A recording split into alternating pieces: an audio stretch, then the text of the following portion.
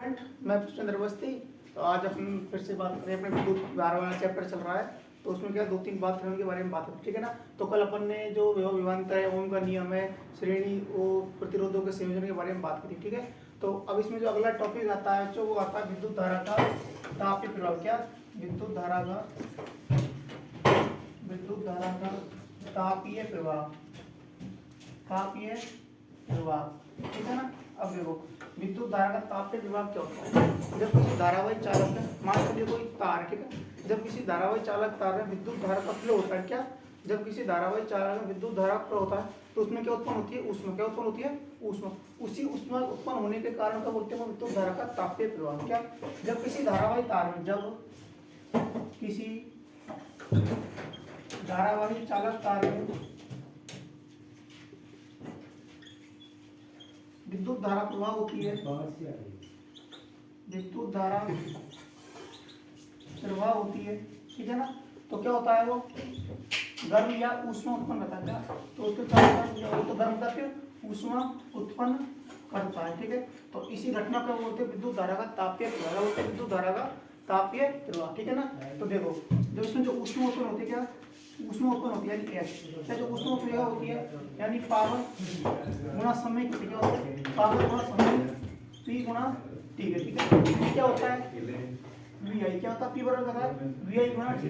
ओम के नियम से क्या होता है वी बराबर होता है आई आर, क्या होता है आई आर, तो आई आर आई, तो एच बराबर क्या होता है आई स्क्वायर आर, क्या होता है एच बराबर आई स्क्वायर आर, ठीक है ना। तो इसको बोलते हैं क्या विद्युत धारा का तापीय प्रभाव, यानी जो उसमें उत्पन्न होने वाली ऊष्मा है उसमें प्रवाहित हुई विद्युत धारा के वर्ग के व्युत्पन्नपाती, प्रतिरोध के व्युत्पन्नपाती और समय की क्या होती है समान, सॉरी विद्युत जो उत्पन्न होगी जो विद्युत धारा के वर्ग के समानुपाती, प्रतिरोध के समानुपाती और समय के भी होते हैं समानुपाती होती है। ये होता है विद्युत धारा का तापीय प्रभाव, तो क्या होता है एच बराबर आई स्क्वायर आर, ठीक है ना। तो ये पूरा सब वो है सूत्र, ठीक है। इसमें सीधे सीधे मान रखा जाएगा, उत्पन्न ऊष्मा का मान आ जाएगा, ठीक है बच्चों। तो ये होता है विद्युत धारा का तापीय प्रभाव, ठीक है। तो अगली बात करते हैं विद्युत धारा एक आती है शक्ति, क्या आती है विद्युत शक्ति, ठीक है ना। अब देखो विद्युत शक्ति के बारे में बात करते हैं। विद्युत इलेक्ट्रिक पावर, ठीक है ना। विद्युत शक्ति क्या होती है, शक्ति क्या होती है कार्य करने की दर, क्या शक्ति क्या होती है कार्य करने की दर, क्या होती है शक्ति होती है, ठीक है ना। कार्य करने की दर क्या होती है शक्ति होती है, ठीक है ना। तो पावर है पी बराबर क्या होता है वी आई, क्या होता है पी बराबर क्या होता है वी आई, ठीक है। ये विद्युत शक्ति का सूत्र होता है पावर यानी वी बराबर आई, कार्य करने की दर को बोलते हैं विद्युत शक्ति, ठीक है। चलो इसके बाद देखो पी बराबर ये होता है जूल तापन का, क्या होता है जूल तापन का नियम। अब देखो इसमें जो न्यूमेरिकल आते हैं वो कैसे आते हैं, जैसे अपन को यूनिट निकाले, क्या निकालनी है यूनिट। तो आप ये देखो यूनिट निकालने के लिए कैसे क्या है, हमें क्या करनी है पीएचडी, क्या करनी है पीएचडी, ठीक है ना। अब देखो पीएचडी करने क्या है, पावर कितने वाट का लग रहा है, आवर कितने घंटे तक चल रहा है और कितने दिन चल रहा है, ठीक है। इन पावर कितने वाट का वो बल्ब है, कितने घंटे चल रहा है और कितने दिन चल रहा है, ठीक है। तो इससे क्या निकलेगी यूनिट का निकलेगा बच्चों, यूनिट निकलेगी। लेकिन जो मान निकलेगा वो किसमें निकलेगा वाट में, किसमें निकलेगा वाट, ठीक है। जब अपन इसको किलो वाट घंटा में बदलेंगे, किलो वाट घंटा में बदलेंगे तो क्या करेंगे बच्चों 1000 का देना पड़ेगा भाग, क्या देंगे 1000 का भाग। यदि आपने ऐसे मान रखकर इसकी सीधी यूनिट निकाले पीएचडी करने के, ठीक है। पावर आवर यानी घंटे कितने, पावर कितनी शक्ति का है वो कितनी शक्ति का, ठीक है। मान चलो 40 वाट का है, कितने घंटे मान चलो 4 घंटे चल रहा है, कितने दिन तक चल रहा है मान 10 दिन तक चल रहा है, ठीक है। तो क्या निकलेगी वो यूनिट निकलेगा, कितनी यूनिट बना रहा है, ठीक है। उस यूनिट के बाद क्या है वो जो मान किसमें आएगा वाट में, किलो वाट घंटा में बदलने क्या करेंगे 1000 का भाग देंगे, ठीक है। तो ये होती है विद्युत शक्ति, ठीक है। तो इसके बाद जो दो तीन बात आती है वो देखो क्या आती है, ठीक है। ये तो पार्टी की मेन चैप्टर की प्रमुख बातें हुई, ठीक है। अब देखो अगली बात क्या आती है, ठीक है। अब देखो एक तो था समान, अपन ने पढ़ा था समांतर क्रम, एक क्या पढ़ा था श्रेणी क्रम, ठीक है। अपन देखो अपने जो घरेलू विद्युत परिपथ होते हैं उनमें कौन सा काम में लेते हैं समांतर, कौन से लेते हैं समांतर क्रम संयोजन लेते हैं। क्यों लेते हैं देखो इसमें क्या होता है एक बल्ब से यानी एक स्विच से एक ही तो क्या चलता है उपकरण चलता है, ठीक है। एक स्विच से एक ही उपकरण चलता है, ठीक है। अपन जिसकी अपनी इच्छा होगी उसी को स्टार्ट कर सकते हैं, ठीक है। दूसरा क्या यदि इसमें कोई भी हानि कोई भी दुर्घटना क्षतिग्रस्त होता है तो क्या होता है उसका शीघ्र आसानी से पता लगाया जा सकता है, लेकिन श्रेणी क्रम संयोजन में ऐसा आसानी से पता नहीं लगाया जा सकता। उसमें क्या होगा, पूरे विद्युत परिपथ को क्या करना पड़ेगा, चेक करना पड़ेगा। इसमें एक स्विच से सारे उपकरण चलेंगे, क्या होगा, एक ही स्विच से क्या करेंगे, सारे उपकरण चलेंगे। तो घरेलू विद्युत परिपथ किसको मानेंगे, समांतर क्रम संयोजन, इसको घरेलू विद्युत परिपथ, ठीक है ना, घरेलू विद्युत परिपथों में इसको लेते हैं काम में, ठीक है बच्चों। तो ये होता है समांतर श्रेणी क्रम संयोजन, ठीक है।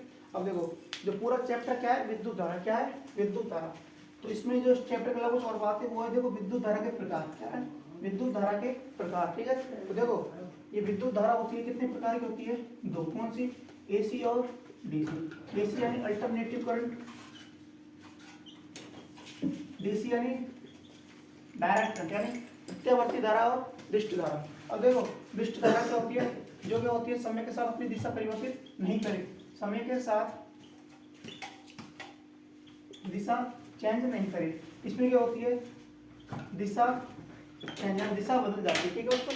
अल्टरनेटिव करंट में दिशा बदल जाती है, डायरेक्ट करंट में दिशा चेंज नहीं होती है, ठीक है ना। अब देखो एसी से क्या प्राप्त करनी है, डीसी, और डीसी से क्या प्राप्त करनी है, एसी।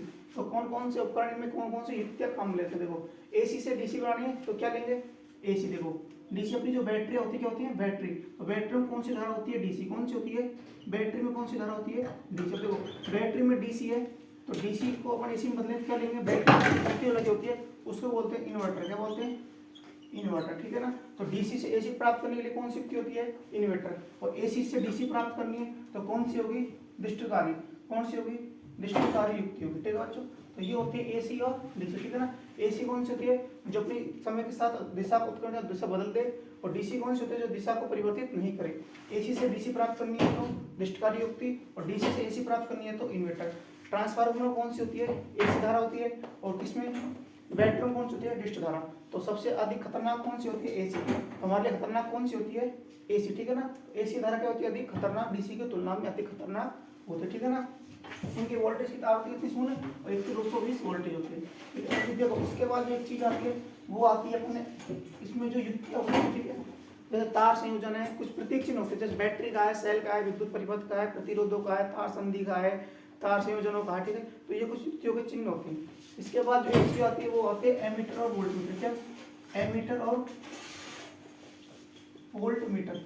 अब देखो एमीटर को कौन से क्रम में जोड़ते हैं और वोल्ट मीटर कौन से, देखो एमीटर किस में जोड़ते हैं, श्रेणी क्रम में। किसमें जोड़ते हैं, परिपथ में, श्रेणी क्रम में। और वोल्ट मीटर किसमें जोड़ते हैं, समांतर या पार्श्व क्रम में जोड़ते हैं। अब इनको श्रेणी क्रम या पार्श्व या समांतर क्रम में क्यों जोड़ा जाता है। अब देखो एमीटर होता है वो क्या होता है, निम्न प्रतिरोध की युक्ति होती है, क्या होती है, निम्न प्रतिरोध की। इसका प्रतिरोध क्या होता है, निम्न होता है।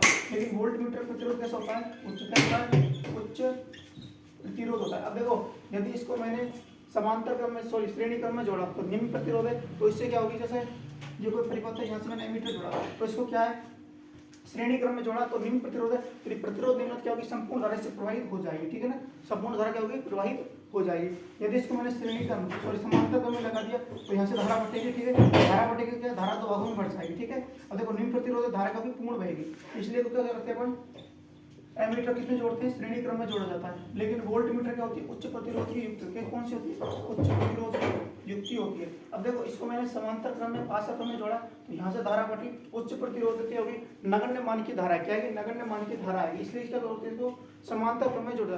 किसी विद्युत परिपथ में संपूर्ण विद्युत धारा का मापन करना हो या शुद्ध विद्युत धारा के मापन, शुद्ध विद्युत धारा की इकाई यूनिट की यदि नोट करनी है तो उसको एमीटर को किसमें जोड़ेंगे, श्रेणी क्रम में। और शुद्ध वोल्टेज या शुद्ध विभवांतर नापने के लिए बिल्कुल एक्यूरेट नाप लेके करेंगे उसको समांतर क्रम में जोड़ा जाता है। तो ये होता है एमीटर और वोल्ट मीटर को समांतर श्रेणी क्रम में क्यों जोड़ा जाता है, क्यों। अब इसके बाद दो तीन युक्ति आती है, जैसे विद्युत बल्ब, विद्युत फ्यूज, ठीक है। अब देखो या टोस्टर स्त्री आती है, ठीक है। उनमें किसका उपयोग कैसे करते हैं, एक तो क्या आता है बल्ब, क्या आता है बल्ब, ठीक है। बल्ब के बाद क्या आता है फ्यूज, विद्युत फ्यूज, ठीक है। एक क्या आता है हीटर रॉड, ठीक है ना, एलईडी बल्ब आती है, ठीक है।